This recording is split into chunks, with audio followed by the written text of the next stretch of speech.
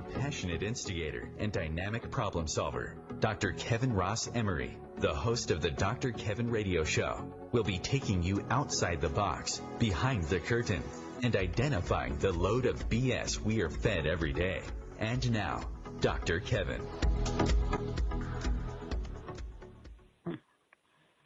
Hello, hello, hello. And no, there's nothing wrong with your sound. This is not Dr. Kevin.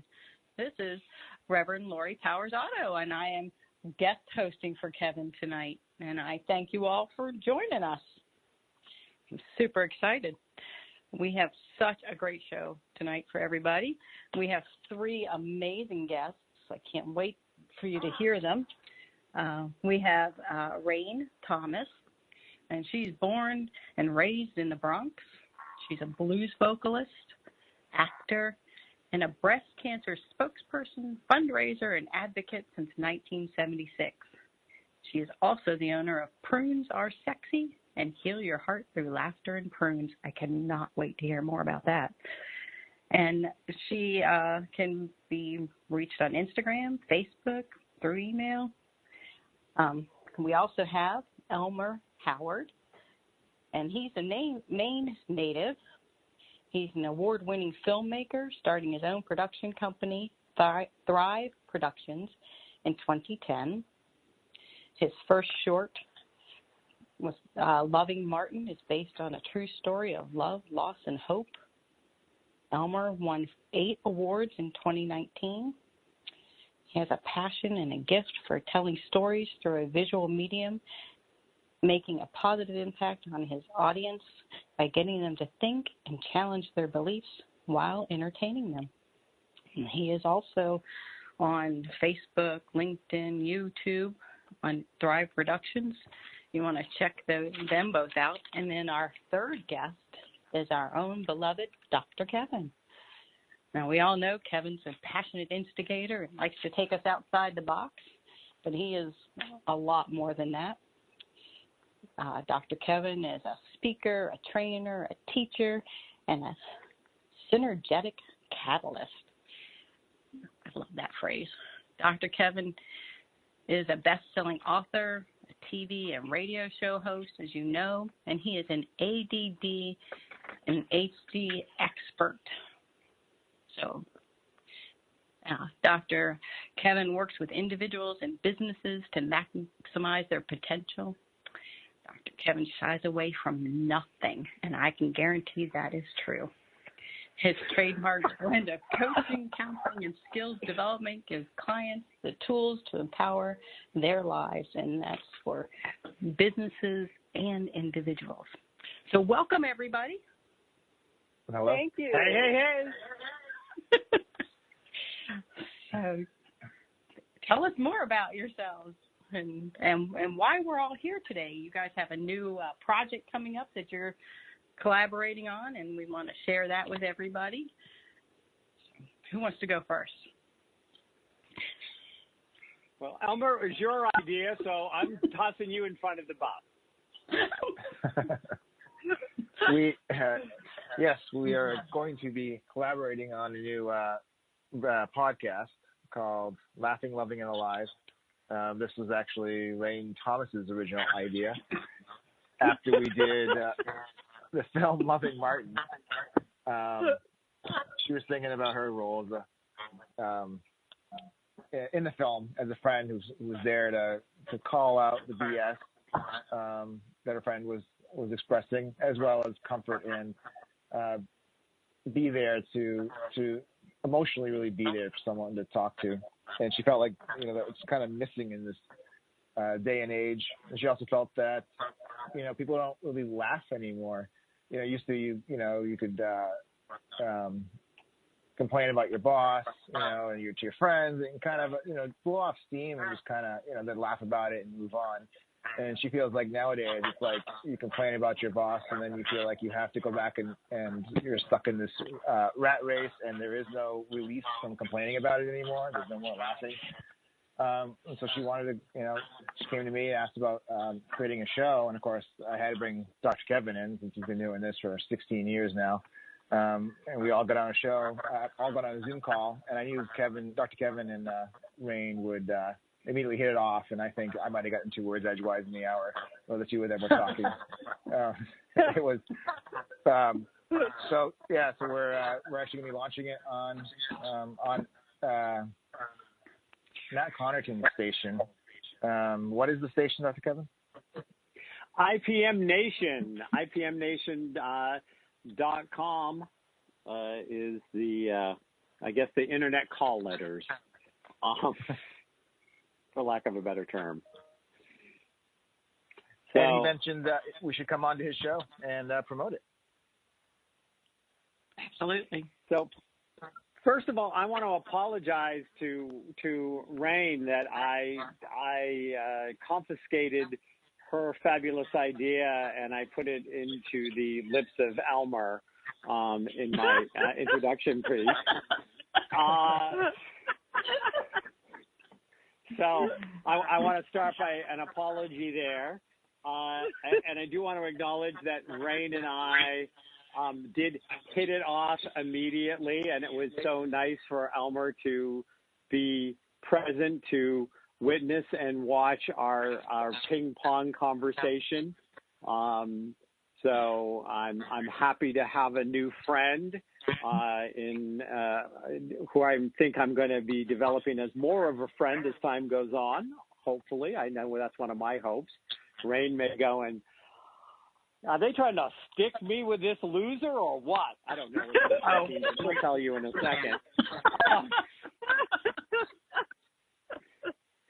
And I was thinking about talking about how wonderful Rhayne was, and I thought you know, that she's so many things, jazz singer and actress and all these fabulous things. And on top of all that, I was going to say she's also very sexy, but I thought you might mistake her for a prune, so I didn't want to.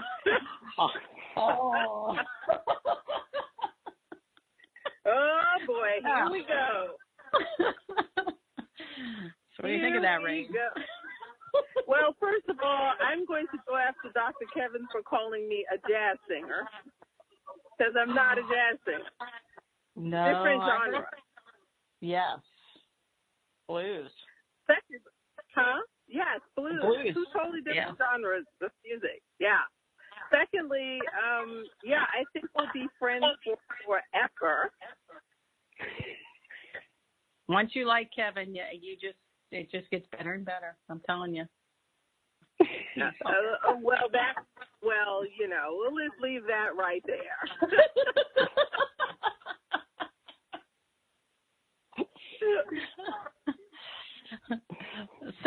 So tell us more about you, because you and I have never met.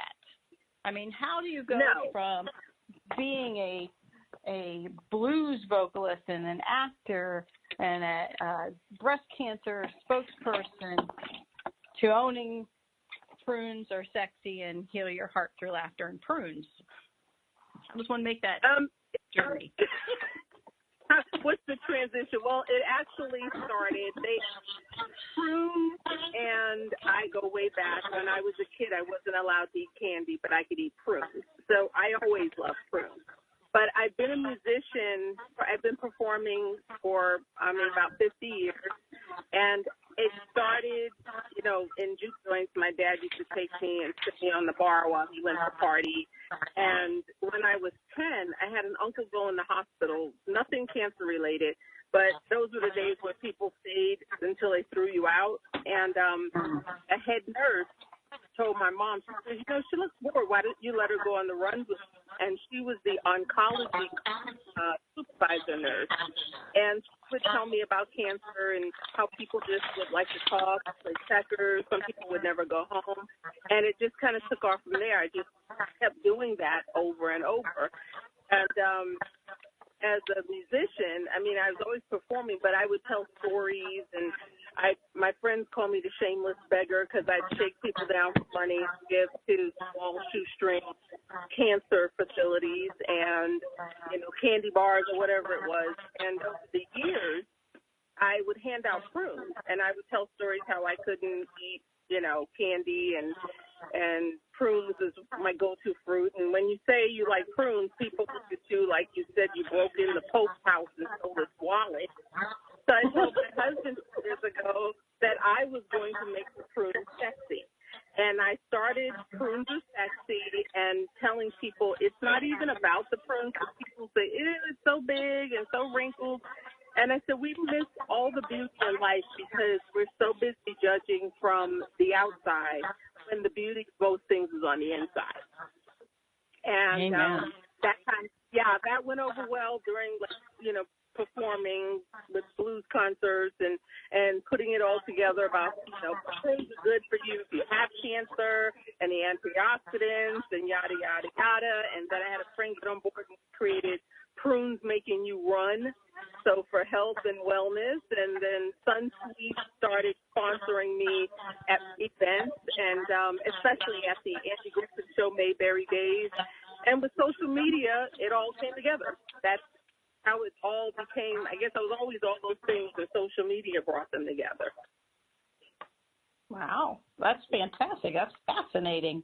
I love that. Yes, you just went with it. You didn't say, oh no, I'm not talking to cancer patients and I'm not eating fruit. You went with it, and look at how it all came together so beautifully. Well, that's one way of looking at it. Well, I do try to do positive. Yes, it's very positive. It's just when people ask you, how do you go from prunes to music? And I'm like, they're all kind of were running at the same time, and social media brought them together. Yeah. No pun intended. Running at the same time. Just putting it out there. Social media has made for stranger bedfellows.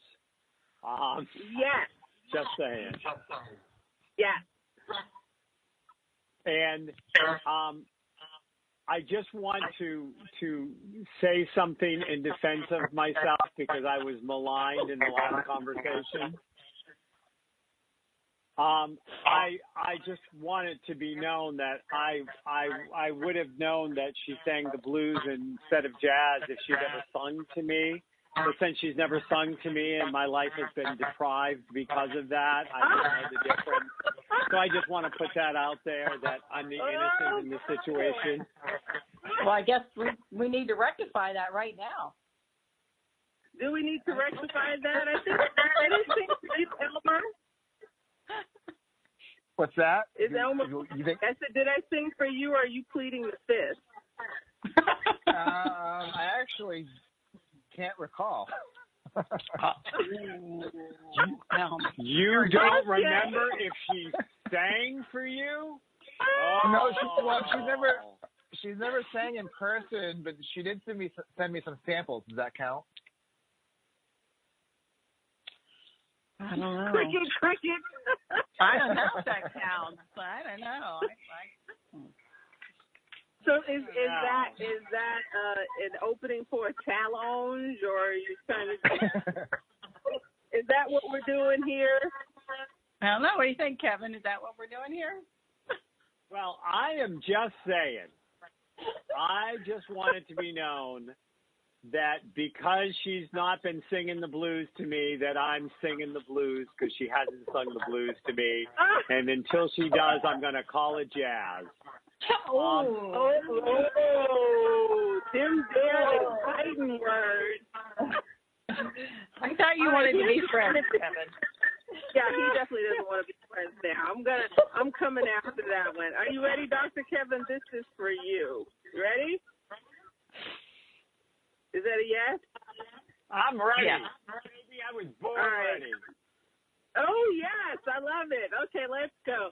I got the St. Louis blues, and I'm blue as a girl can be.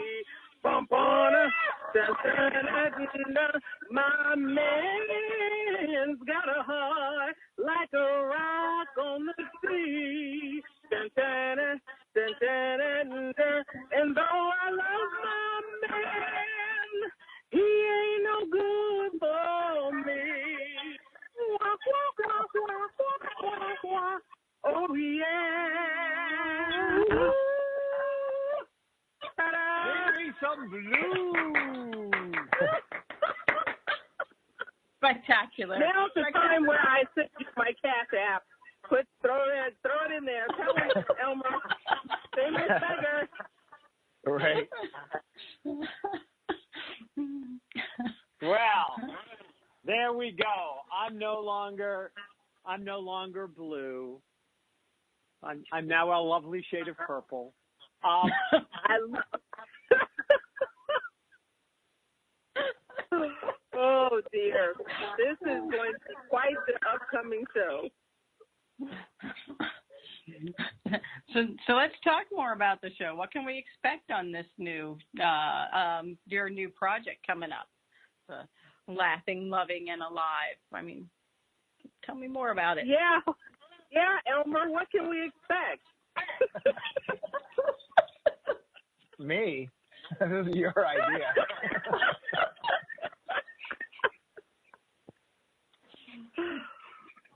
All right. Well, I don't think I know. I have to tell you that Elmer, like most people that cross paths over the years, he has changed a part of my life. I mean, I've been in movies and films and stuff before, but I liked Elmer right off, and I could see he was looking at a bigger picture.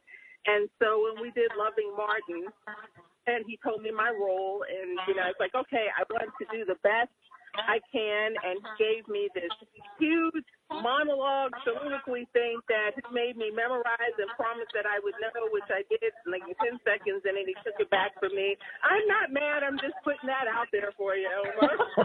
I'm never going to live that down, am I? Never.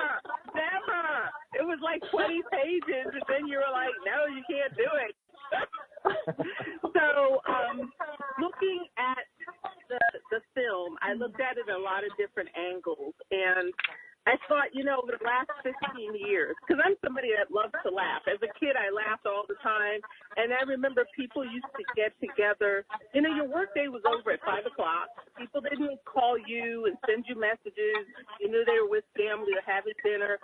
Weekends were for getting together and laughing and fellowship. And since, with social media, people don't do that, and they don't stop, and the world started shaming people for enjoying life. Like now, the reality shows and just doing horrible things and saying horrible things, that's where we are. And I thought, looking at Loving Martin, here's a support system. Doesn't matter where you're from or what you do.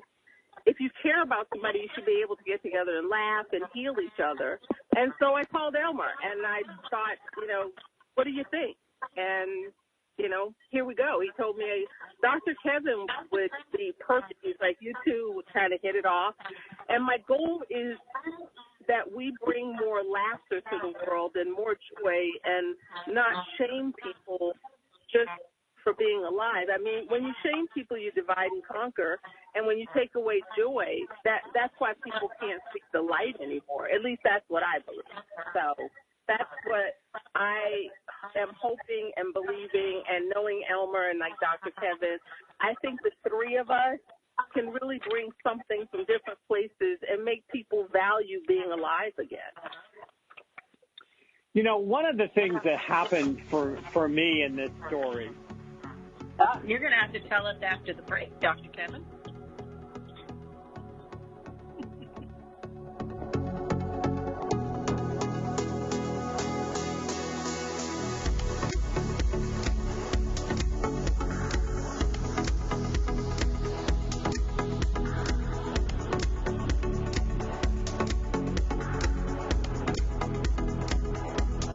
Conscious media for conscious minds.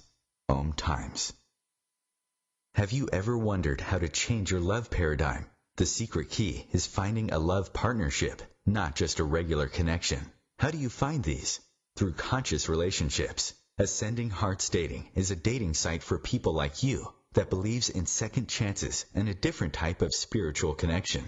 Try Ascending Hearts for free today at ascendinghearts.com and change your love paradigm. Ascending Hearts, the premier dating community for the spiritually awake. Hello, I'm Sandy Sedgbeer, host of OMTimes magazine's flagship radio show, What is Going On? My passion is sifting through information, research, and innovations from new thought teachers, speakers, and researchers pushing back the boundaries of what we know about life, energy, metaphysics, and the universe.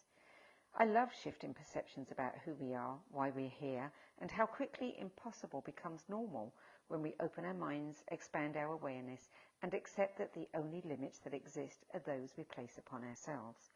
So if you're the kind of forward-thinking, eager investigator of what lies beyond the current reality that most perceive, why not make a date to come play with me in the field of possibilities at 4 p.m. Pacific Time, 7 p.m. Eastern Time every Thursday, and together we can discover what's really going on.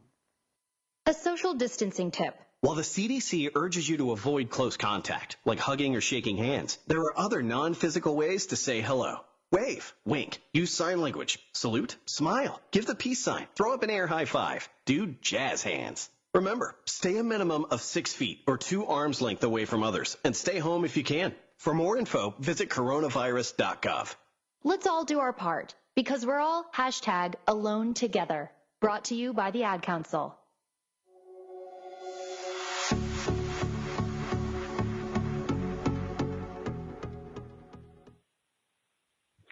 And welcome back to the Dr. Kevin Show. I'm your guest host, Lori Powers-Otto, and I am here with Rhayne Thomas, Elmer Howard, and Dr. Kevin. And we're talking about their new venture, Laughing, Loving, and Alive. Dr. Kevin, you were going to share with us your take on all of this.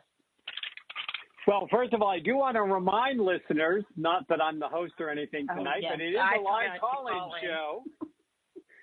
And feel free to call in if you'd like to talk to myself, Elmer Howard, or the Prunes Are Sexy blues singer, Rhayne Thomas. Oh, baby.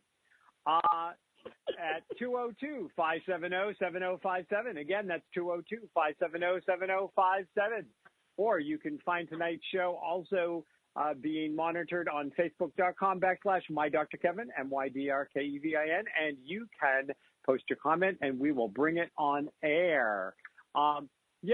So this is where I came into the story, was the two of them were, canoodling behind my back. They were chatting, Elmer mentioned my name. And you and I, Lori, had just had one of our Thoughtful Thursdays. I think it was even our first Thoughtful Thursday. And I was talking on that show about how laughter was the best medicine and how important it was and how healing it was. And we did that. You remember that show? It was one of the first shows we did as Thoughtful Thursdays. And Elmer calls about this show about laughter. And so I'm like, well, I guess that's a pretty big sign from the heavens, that I was just talking about how important that, laughter is, and that how healing laughter is.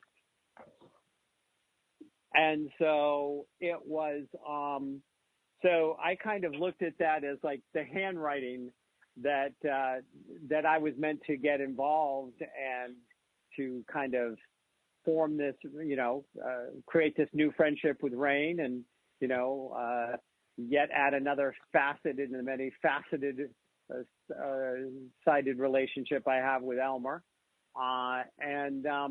See what we could do to bring more laughter and more joy into the world. And, it's really funny because even the act of laughter is like a spring rain shower. It just lightens the air.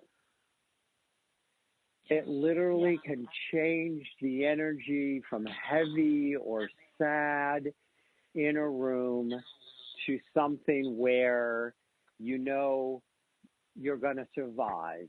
You're going to be okay. Laughter is something that will instill hope, will help you know that there's going to be a tomorrow. And Rhayne and Elmer and I all come from very different backgrounds and very different sets of experiences that we're bringing to the table. but all of us have our own relationship with, laughter and certainly living, and so that was my part of the thing. And I don't know, did we discuss that the first time we talked, Rhayne, about how I had just been talking on a radio show? Because this is the co-host for that show that I was talking to you about. I think I mentioned that when we first met on the phone call. You absolutely did. You were like, okay, this has to be a sign because we just got off of a show talking about healing through laughter. Well, I say that's a beautiful sign, right? And I'm glad you guys, you're following through with it. That's awesome. And when is this show launching? Elmer? Yeah, Elmer, when is this show launching? Elmer, when is this show launching? We'd like to know. Inquiring minds have asked. I'd like to know as well. Still working with Matt on trying to figure out all the technical logistics. He's like herding cats, so it's been a slow process. But I know we're going to be on once a month Sundays. Was it 10 p.m. Eastern? We are scheduled to be on twice a month. Yes. Twice a month at 10 o'clock Eastern Standard Time, which will be 7 o'clock Pacific Standard Time. And we're going to be sharing things both that have made us laugh, that will make other people laugh, that we're going to talk about the importance of loving and supporting and being there. And, part of our goal is actually to help people feel more alive. This is fascinating. I love it. This is fantastic. Thank you, guys. I'm so excited. I can't wait. There's this big thing, and I'd love to have Rhayne and Elmer both weigh in on this statement. But, oftentimes I talk about the fact that you can be breathing and talking and walking, and not be living, not being really alive. Yes, sadly.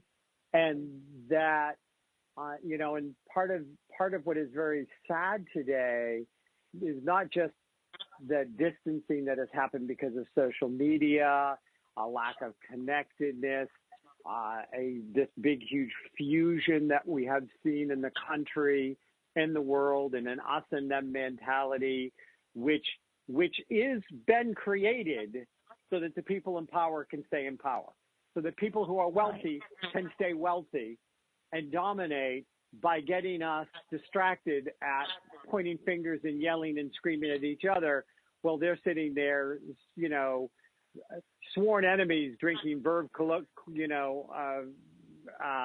drinking Dom Perignon in the back room, and laughing at how foolish we are, hating on each other, and then going back out and pointing fingers, because they're the ones that benefit and we're the ones that suffer.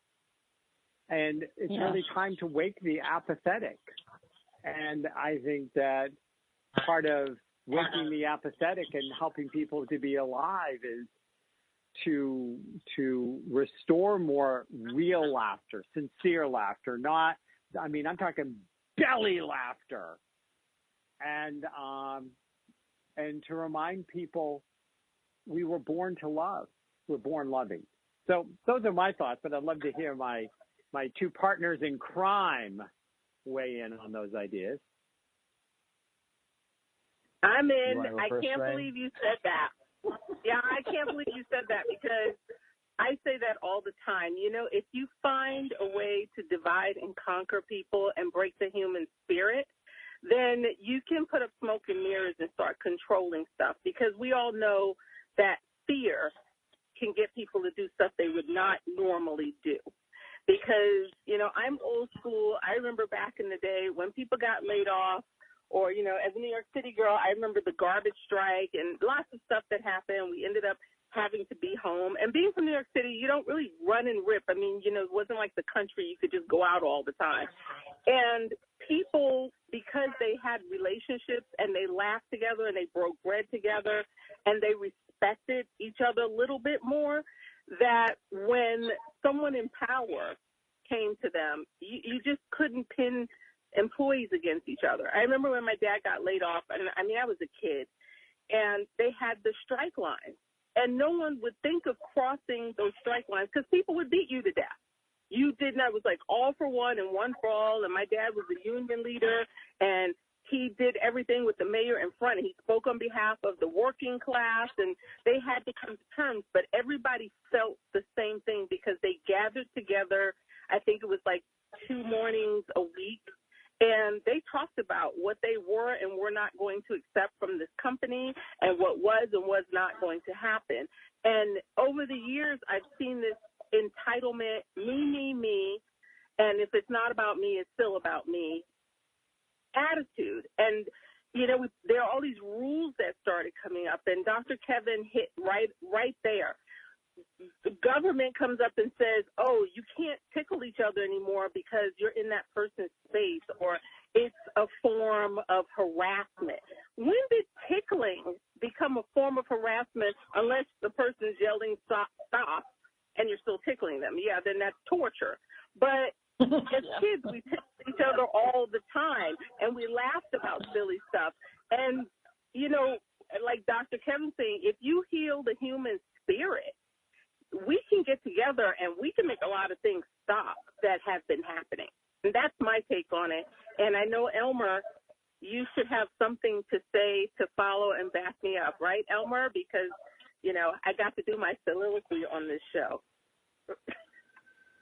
Yes. Well, I want to talk more about what's happening today. I've been talking to a few of my friends how people seem to be more polite during this time. More people are saying hi. You know, it could be because they're locked, away in their house, and so the only socialization they get is waving to people walking by their house when people are out walking. But and just in general, you see people, rallying around, trying to help businesses and help other people in dire situations. And it's been, not everybody, but it's just been a huge shift in that aspect. And I was telling one of my friends, I hope we don't forget this, because as my housemate says, well, the one thing we learn from history is that we don't learn from history. And so I'm afraid that we're just going to repeat, a lot of people are saying, this is, what's changed, how our perspectives have changed, how everything's changed, or this is really the new way of living. But, are we going to forget that? Are we not going to learn from history, and are we just going to go back to our same old lives, which, if somebody else was in the White House, could this have been handled differently? Possibly, and that's only one aspect of things that are changing, in terms of, getting out there and voting and, helping to make sure that we're moving humanity and this country in the right direction. But yeah, so I think we're starting to get back some of that. My fear is just, are we going to hold on to it, and are we going to grow on that when this coronavirus is under control and just, another seasonal flu type thing at some point, or, are we going to go back to our old ways and lose it all? Now, yeah, go ahead. Go ahead.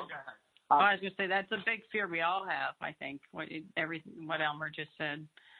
What do you think, Dr. Kevin?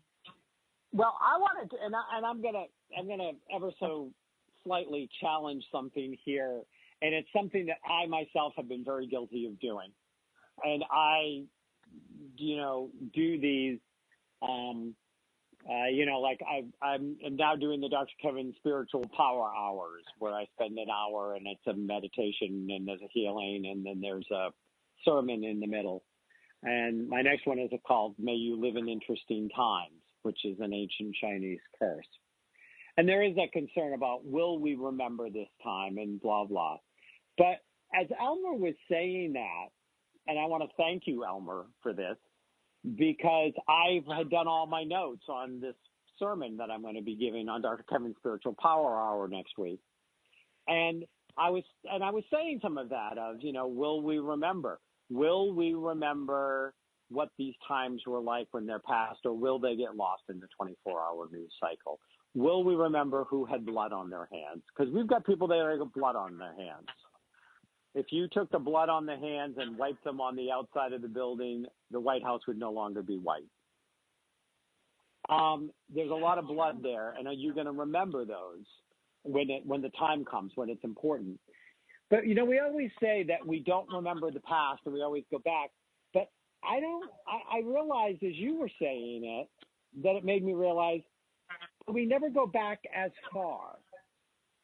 We move forward, and maybe we move forward 3 or 4 or 5 steps. Maybe we make some big movement, and then maybe we lose 4 of the 5 steps or 3.5 of the 5 steps. But I think overall, we have to look at the fact of, humanity is this very complicated, complex thing of fears and needs and doubts and anxieties, and then it's fueled by manipulators and media and politicians and governments and religions, and it's this wonderfully frightful conglomeration of events and things. But I think overall we still move a little forward. We still don't have slavery, and we're having people that are getting away with some small genocides, and genocide is always horrible, but we haven't really had quite a Holocaust again. We call things out a little quicker, and I think that we can leverage this time. That one of our detriments has been the 24-hour news cycle and constantly being inundated and being desensitized and separated from the pain and suffering of other people, because we hear about it all the time. But on the other hand, we still rush to help the people in the times of the Katrinas and the 9/11s, and now in the time of COVID, there are a lot of people coming out and showing that humanity still shows up for each other, no matter how much if you'll pardon the expression, no matter how much all of these, people are trying to push us against each other, or as one of my favorite characters always said, no matter how much time these bitches are flapping their lips, we still get to slap them upside the head at the end. And I think that we do move forward, but we always lose a little ground. We always lose a little ground because humanity has to adjust. And you're always dragging the person that's the farthest behind forward. And they're always going more forward than they wanted to. And so there's always that group that pulls you a little back, but then you move forward again. And so I'm gonna take the role of optimist and change some of my sermon because of this. So thank you, Elmer. And we'll be right back on the Dr. Kevin Show after this break.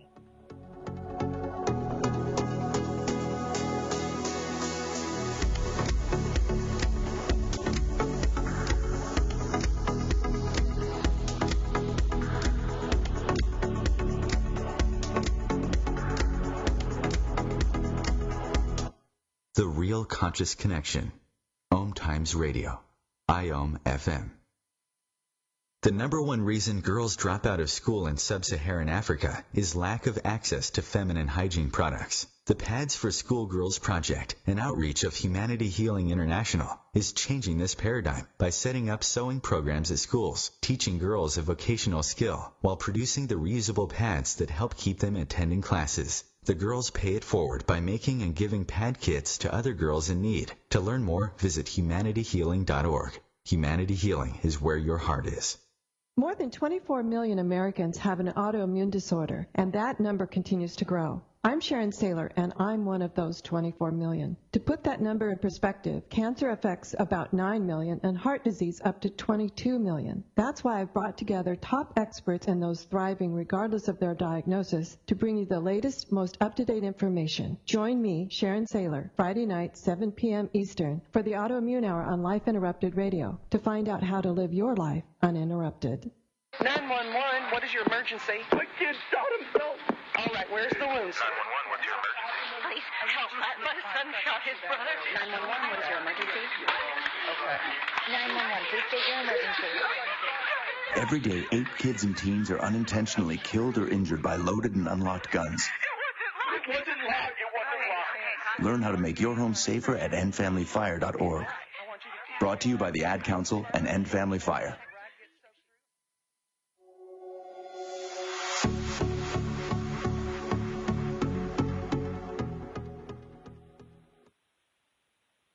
Welcome back to the Dr. Kevin Show. I am your guest host this week, Lori Powers-Otto, and this week I am talking to Rhayne Thomas, Elmer Howard, and our own Dr. Kevin about their new venture, Laughing, Loving, and Alive. We want to remind you this is a live call-in show. You can call us at 202-570-7057 and join our conversation. Ask questions or make comments. You can also post comments on the Dr. Kevin Show page, and as long as they're respectful, we will share them on air. And let's go back to Dr. Kevin. You were telling us about how what Elmer said will influence how you're changing your sermon coming up. What else do we have to add to this? Well, no, I was just going to see what Rhayne thought of what Elmer said and what I responded. Miss Rhayne, you're up. Thank you. I totally agree, especially the history part, because, like I said, I've been through many different things that, it's like, oh, my goodness, this is never going to end. And it does. And we have very short memories. And I was looking on, I don't know, I guess it was Facebook last week or the week before, and I thought it was interesting because, everybody's, well, the virus and, wash your hands. And I'm thinking, okay, that's the first thing I learned when I was, like, old enough to, stand up, was like, wash your hands. But I saw somebody post, and I saw like 1,000 people agree with this person. He said, I will be glad when this hand washing thing is done because I'm so over it. And I thought, how many times have I been in a public bathroom and watched a woman? I could hear what she's doing in the stall next to me. She comes out, she fluffs her hair, and she walks right out in the hallway. So anybody who can say something like that has already forgotten or never thought that their hands could be carrying something germy. So and what Dr. Kevin, that 5 steps up and maybe 4 steps get lost, that's the perfect way to say it. And I mean, our new show is going to be amazing, especially since Elmer does most of the talking. Elmer, you can't get me to shut up.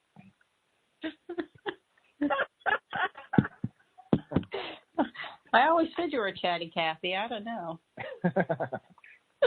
I'm here to just be the comic relief. I'm not going to be able to get a word in edgewise, Elmer. Well, there's a reason I'm a director and not an actor. Okay. Touche. Because you're bossy? Because you're bossy? Because he likes to give orders instead of take them. Exactly. Okay, I see how it is. All right. Yeah, well, that's how it works. Hey, somebody's got to be the director, right, Elmer? Exactly. Someone has to be the boss. I have a sweatshirt I bought that says because I'm the director, that's why. Exactly. See, somebody's got to have it. So, oh my God, my cat is just trying to climb up a window to get at a bird and just about trashed the corner of my office doing it. So you stop, you behave, or I'm going to stick Elmer on you. Uh-oh. I can always send Annie over. Yeah. Annie's her dog, for those of you who don't know it. Yeah. So, you know, we've talked about laughing, and we've brushed by loving. So I think, you know, loving is so important. And, you know, we tend to talk about romanticized loving more than anything. It's almost like it's an obsession in this country. And yet, when we can get to the thing, to the ideology or to the soul concept that the more loving we are to all people, including ourselves, the less time and space there is for hating.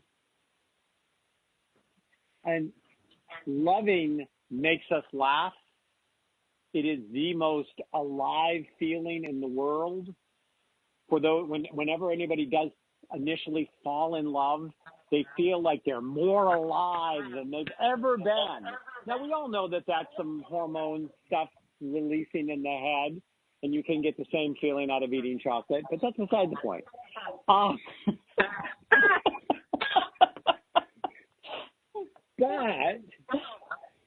we never feel more alive than we do when we're in the process of falling in love. And and love helps our immune system. It helps all sorts of different parts of ourselves. Loving does, and it helps us feel alive. And the more that we can be loving to our parents, our children, our friends, our siblings, the more that we can love no matter who they are. Right. You know, and sometimes loving somebody is best done at a distance. Absolutely. I love you at a distance because I don't like who I am when I'm with you. So I don't want to really be with you, but doesn't mean I don't love you. Exactly. I think that there's a lot for us to explore in this whole idea of loving, and how do we just be more loving in the world and be more loving to the world? I don't know about Rhayne or Elmer, and I would be thrilled to have you weigh in, but I think we need to spend a little bit of time about how to be more loving to the world. I think poor mother doesn't get enough love at all, but that's my view of the world. And you know that's how I feel. You know, my pages, Light of the One Heart, and Mother Earth, We Can Save Her. That's what they're both all about, is loving and loving each other. But I have to interject here. I think that's one of the things I've seen coming out of this whole COVID thing is people loving each other more. Families are getting closer. Neighbors are getting to know each other. Communities are coming together. And I pray that we are all wrong in that we think people will forget this and step back. I pray that people keep going forward and loving, because it is the most important thing that we can do. That's my 2 cents. So, Rhayne, Elmer, what do you think? Should we be loving the world? Can we be loving on the world in this show as well? Can we be loving on old Mother Earth as part of our loving? Absolutely. But, you know, the one thing that I know for a fact, in order to love anything else, you have to start with loving yourself.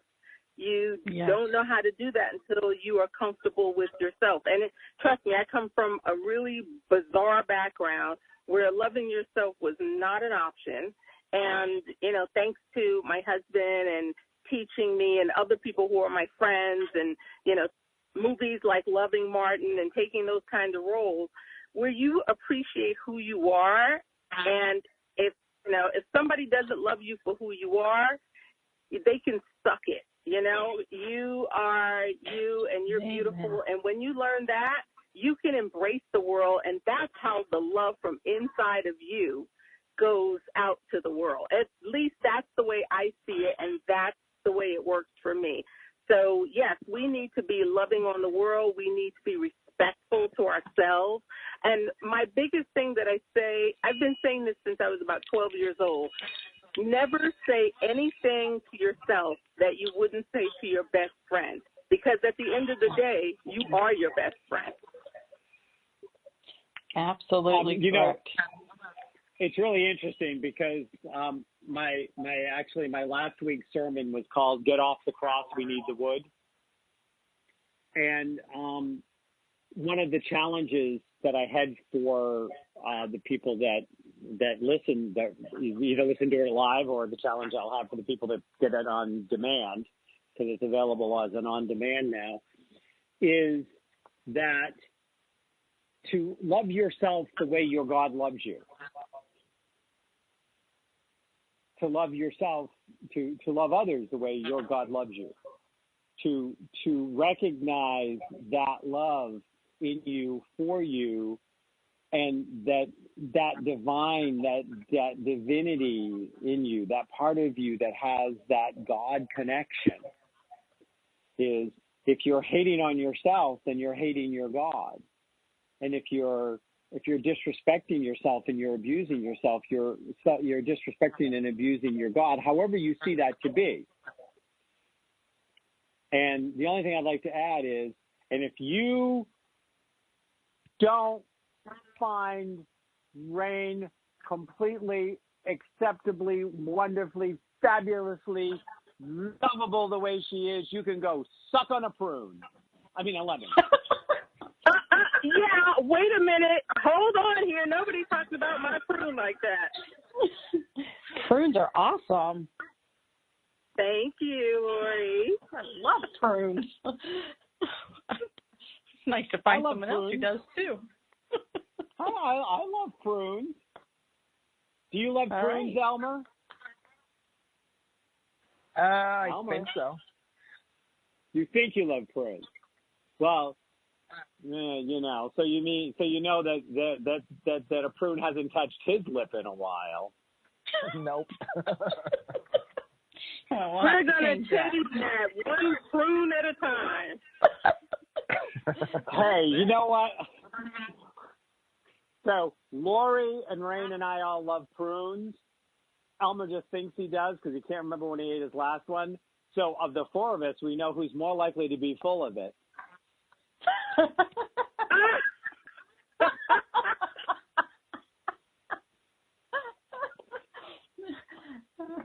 I noticed that it's gotten awfully quiet on that end.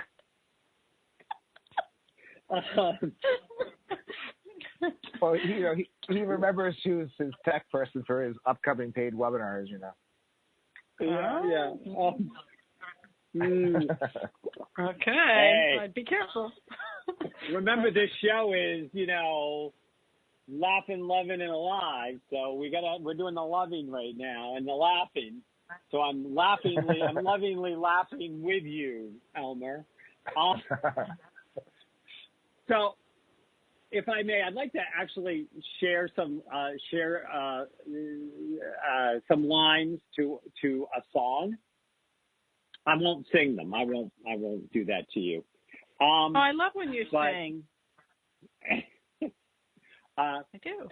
Well, actually, I'm gonna see if I think Elmer may know this song. I suspect Rhayne may too. I'm not sure. It's from Broadway, because to me, everything you need to know about life you can learn from a Broadway musical. Someone to hold me too close, someone to hurt me too deep, someone to sit in my chair and ruin my sleep and make me aware of being alive. Being alive. Somebody need me too much, somebody know me too well, somebody pull me up short and put me through hell and give me support for being alive.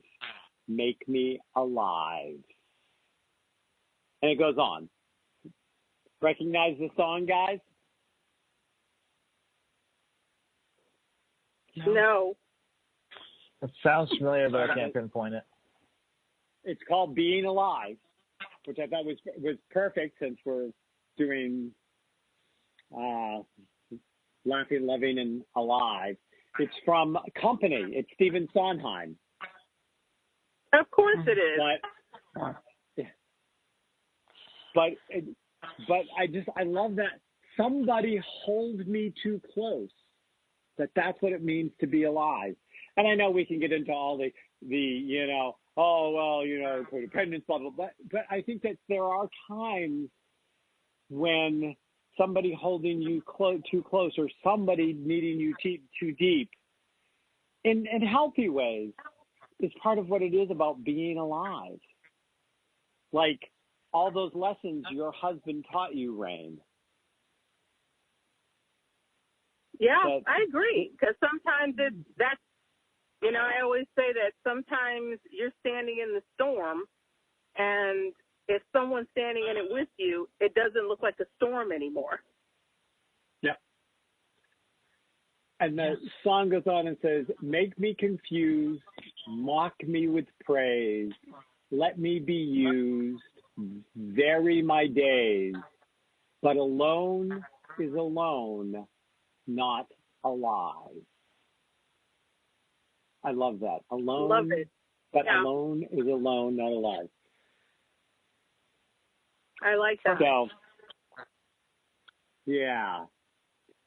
And I think that interconnectedness is that we have become so disconnected, so lacking in laughter, so lacking in just a general, just go out in the world and be loving. Just go out and love. Love the postman that delivers your mail and all of this stuff. Love the flowers that are blooming in your garden, that are in your yard, that are making you smile.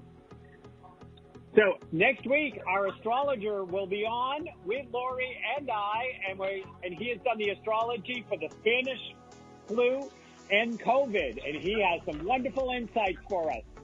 Thank you for co-hosting, Lori. Thank you, Elmer. Thank you, Rhayne. Thank you. Thank you. And come next week and hear the astrology of this and the Spanish pandemic.